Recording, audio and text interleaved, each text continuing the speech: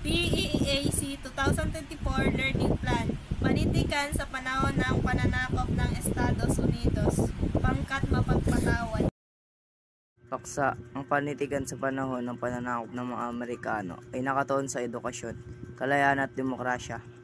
Layunin nitong ipakita ang pagbabago sa lipunang Pilipino sa ilalim ng pamahalaang Amerikano. Kaligiran o konteksto. Matapos ang panahon ng mga Kastila, dumating ang mga Amerikano noong 1898. Inatatag nila ang sistemang pampublikong paaralan. Ginamit nila ang wikang Ingles sa pagtuturo. Sumigla ang pahayagan at panitikan sa bansa. Ipinakita ng mga manunulat ang bagong pananaw tungkol sa kalayaan at kanluran. Wikang Ingles sa Tagalog ang pangunahing ginamit. Dahil sa mga paaralan ng mga Amerikano, natutong gumamit ng Ingles ang maraming Pilipino.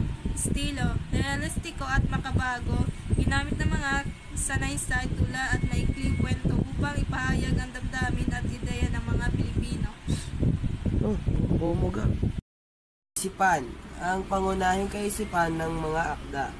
Ang kaalaman ay daan tungo sa kalayaan. Ipinapakita ng mga manunulat na ang edukasyon ay sandata laban sa kamangmangan at pananakop. Damdamin at layon. Damdamin, pag-asa, tapang at pagmamahal sa bayan. Pagpapahalaga sa edukasyon at kaunlaran. Layon, gisingin ang diwang makabayan, hingkayatin ng pagbabago sa lipunan. Ang tunay na kalayaan ay nagsisimula sa pagkakatuto at pagkakaisa.